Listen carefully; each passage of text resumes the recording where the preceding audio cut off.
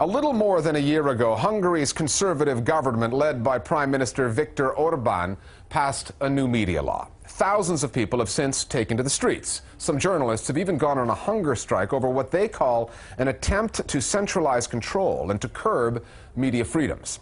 There's one station, Club Radio, that finds itself at the center of this conflict. It's a liberal station, the only one prepared to openly criticize the government. Now it's fighting for its life and for its license to broadcast. Keeping a close eye on all of this is Brussels, because as a relatively new member of the European Union, Hungary is subject to some stringent standards on freedom of the press, standards that its critics say the country no longer meets.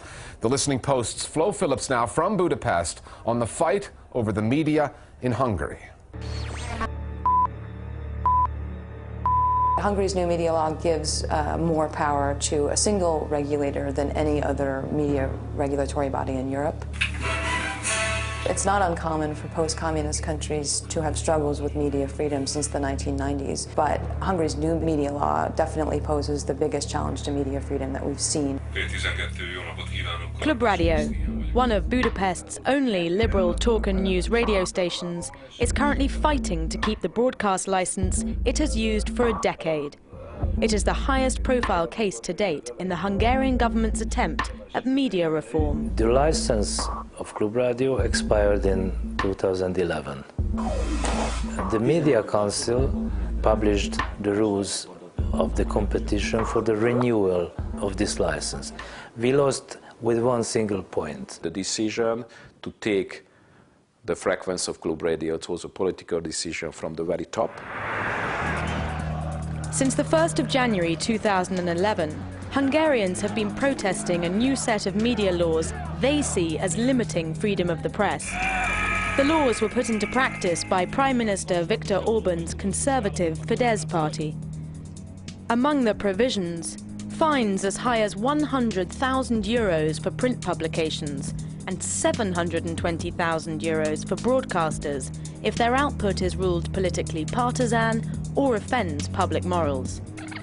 The other issue is who decides when these laws have been broken. The government created a media council and appointed all 5 members.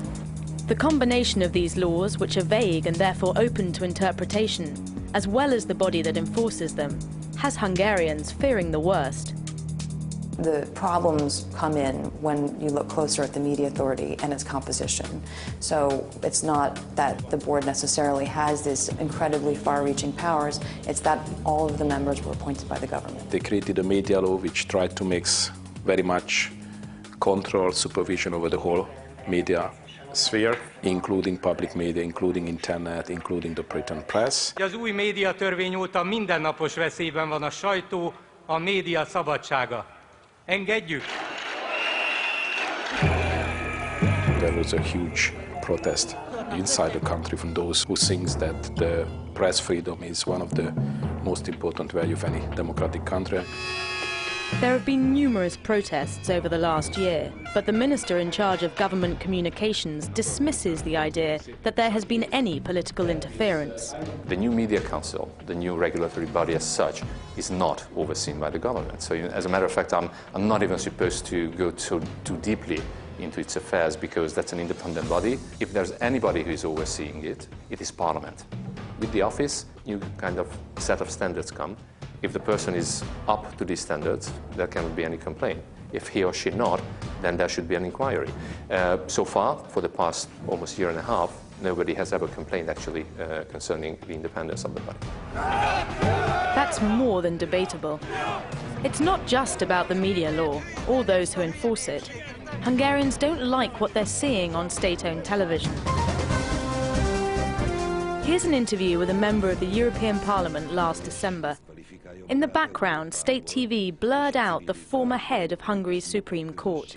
What relationship were Hungarian state media trying to hide? They are not just making favorable coverage with their own people installed in key positions, reporters, editors also included, how they are hired, but they even alter the facts. They have been manipulating the news in the last 18 months, which is, I think, unacceptable. And that's why when the whole protest on 10th of December 2011 it started.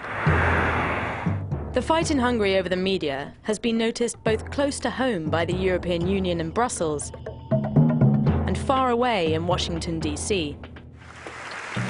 State Secretary of the United States and a lot of other people of the European Union expressed their support and taking Klub Radio as a symbol for freedom of press. You are in a club. You have the rules of the club. You cannot say that I'm joining Europe just for the benefits for me or for my interests, but when the rules are not favorable for me, then you don't abide of the rules. So democratic institutions, freedom of press are parts of this rule. For a country that prides itself on its relatively recent democratic traditions, many Hungarians feel that this new media law is a step in the wrong direction. Whilst only a handful of journalists have been prepared to speak out, tens of thousands of viewers, readers and listeners have rallied in support of media freedoms. There was a demonstration on the street on the 22nd of January for Klub Radio. About 30,000 people were there, and they expressed very loudly that they want Klub Radio. Klub Radio has become a symbol of freedom of press, and we want to win our war for press of freedom and for Klub Radio. These demonstrators may not yet have won their war, but they have prevailed in one recent battle. On March the 14th, the country's appeals court overturned the media authority's decision to strip Klub Radio of its broadcasting license.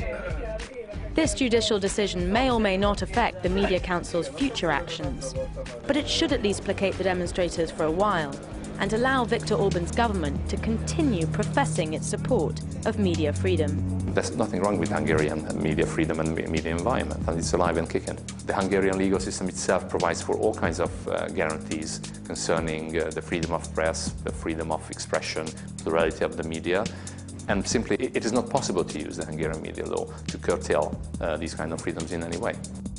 Still, this is a big issue in Hungary, and between the protests on the streets, the ones in the parliament, the court cases, and those on the outside who are passing judgment on Hungary from afar, this story is far from over. More Global Village Voices now on Hungary and media freedoms. The key problem with the media law in Hungary is the Media Council. It's an embodiment of arbitrary power. We are going to bring down the arbitrary Media Council. We are going to do it by combining public protest with legal challenge at the Constitutional Court of Hungary and the European Court of Human Rights. The media authority is clearly biased, both in an ideological and in a political sense. But it's not about direct political censorship, as many have feared. It's about double standards. If you are pro-government, you can get away simply with any professional or ethical offenses. It's much like Berlusconi was in the early 1980s. Finally,